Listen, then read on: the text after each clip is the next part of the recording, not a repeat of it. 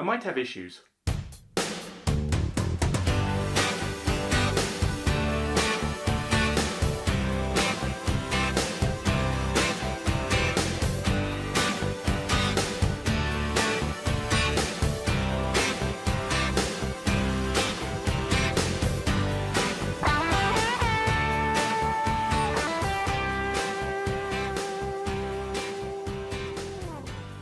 Hey everyone, it's a nice bright sunny day. Welcome to another Broken Meeple review. And yeah, as you can see, quite a few Ticket to Ride games in my collection. Lots of the additional maps. I mean, if you've been paying attention to my top 100 lately, you'll have noticed it hit number 53, spoiler alert, in the top 100. And like I said, I do love it. I still teach it. It's a great gateway game. Even my family like it. And trust me, trying to get my family to play games is a pretty difficult job.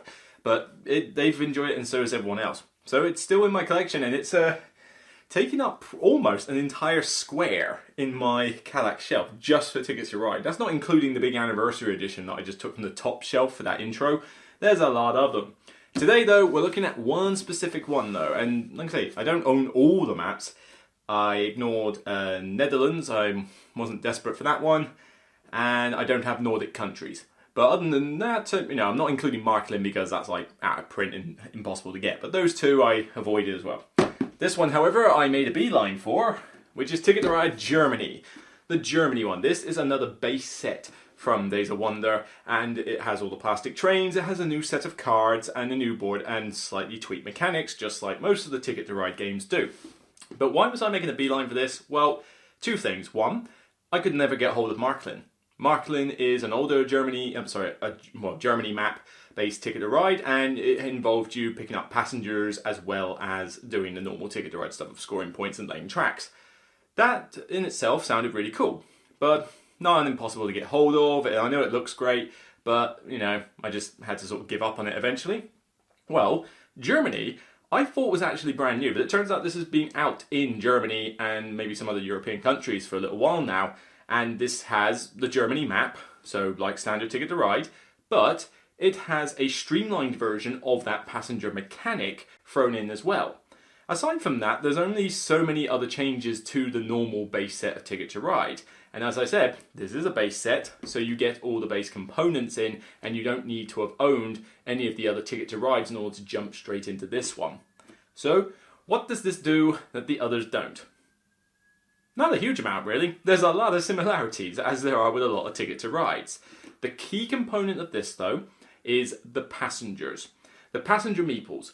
What you do is that you will place all these meeples on the board, as instructed by the rulebook, and they're all different colours. Think of like 5 tribe meeples all over the place.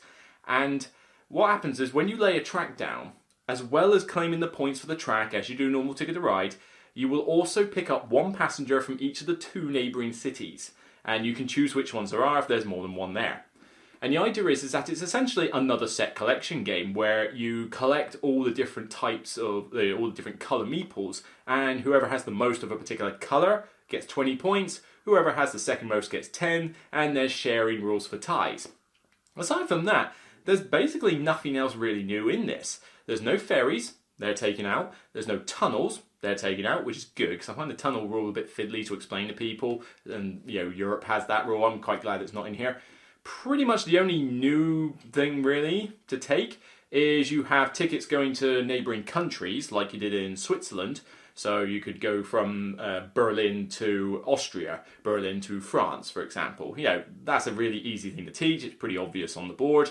And you get the very occasional, pretty rare triple route as well as a double route. They work in exactly the same way as a double route, except they allow 3 routes, and it's the same player count difference between when you can and can't use them.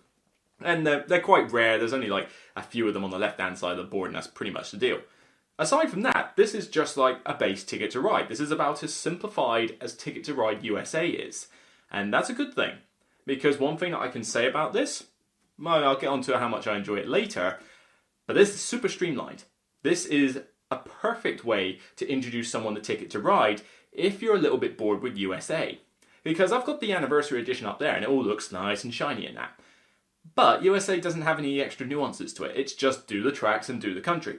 Well, okay, that's great and all, but it gets a little, there's only so much you can do with that. This one just adds the passenger mechanic. But the passenger mechanic is really straightforward. Collect the meeples, most gets 20, second most gets 10, that's about it.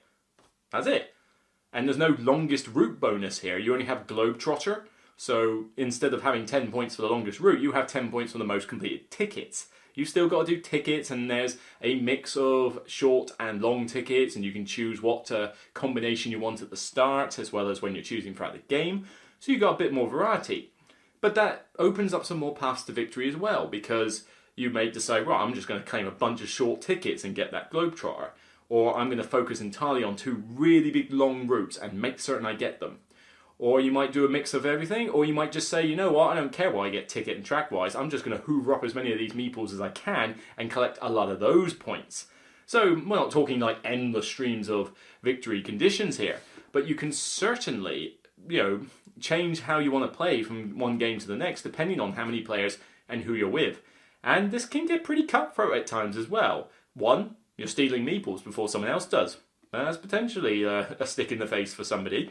But there's also some areas on this board where if you don't get that connecting route, you're going to have issues to get your ticket done if you don't find another way round. So there's a decent amount of screwage in this game as well. Not loads, we're not talking Ticket to Ride Africa or Nordic countries levels, but I'd say it's a step up above even USA in terms of being blocked out of routes, because there's some nasty areas on here where you've got to be really quick to get those tracks down, or be very careful about giving your opponents too much knowledge as to where you're intending to go, particularly on the left-hand side of the board where there's a lot of little one-track routes that you need.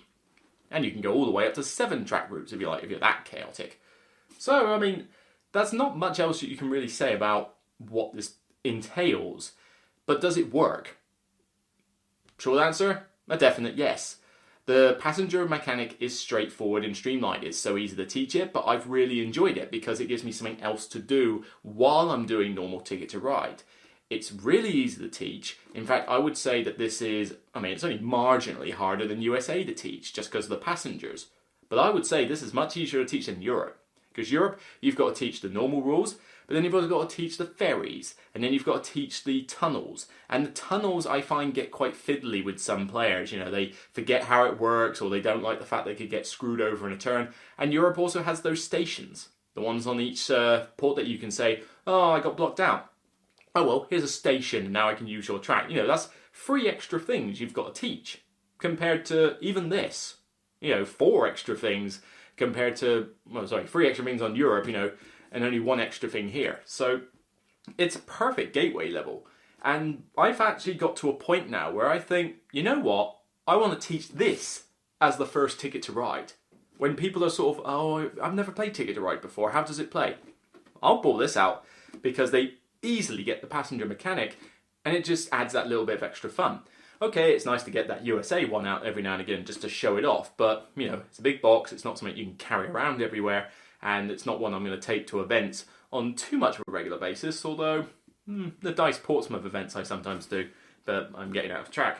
So, with this, component-wise, it's what you expect. They're plastic trains, they are very nice looking cards, they've still got the symbology, so colourblind people can still play this, and to add to the effect, the trains on the actual cards look very different from each other as well. So colourblind people are fine, they shouldn't have a problem with the train cards. However, there's still no way to differentiate the colour meeples. That is the slight issue. If you are colourblind, you need to check whether you can differentiate the meeples here, because you might try and lay a track down and you accidentally can't tell which colour meeples on each city. Now, people can tell you and help you with that, and to be honest, you might decide, well, in that case, I'll just ignore the meeples and go after trains. You could still play this game if you are colourblind, you just have a limited ability to do the meeples without struggling a little bit. I know, it's a bit of a shame, but it's, like I say, there's not many colourblind people I know, although I do know a few, but just that little caveat, you are going to have to bear that in mind. The map of Germany works very well. I'd say it's pretty balanced between short and long routes. I mean, you can have anything from as short as 1 route to something that's up to 7 tracks in there, and they're good to get for the points. The Meeple mechanic is pretty balanced because it's random setup as you go, and there's no special ability for the Meeples. There's no extra like, oh, this is worth 20 points, etc. It's just, this is what it is. 20 points for this colour, 20 points for that colour, 20 points for that colour. Nice and easy, nice and streamlined. So there's not a huge amount I can say. You know, if you know Ticket to Ride, you know what to expect from this. But I'm saying that the passenger mechanic is definitely good fun, and it has elevated this one to my primary choice for teaching Ticket to Ride, because I really enjoy this one. It has been one of my favourite base sets that's come out. Is it my favourite one of all?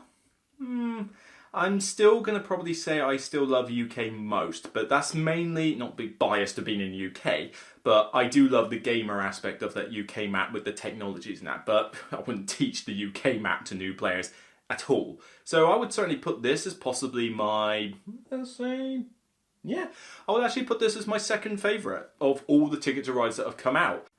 So nothing else really to say apart from give it my verdict, and that is a scorching 9 disgruntled passengers.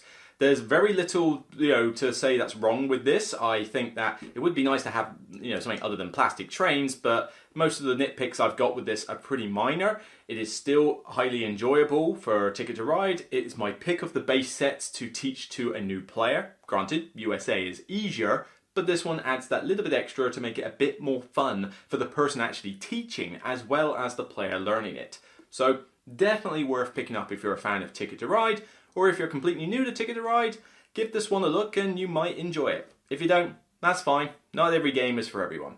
So that's it. I'll see you on the next Broken Meeple review, and whether your destination is Hamburg, Nuremberg, Denmark, France, whatever. As long as you remember it's still only a game, you'll be on your way soon. See you next time, guys.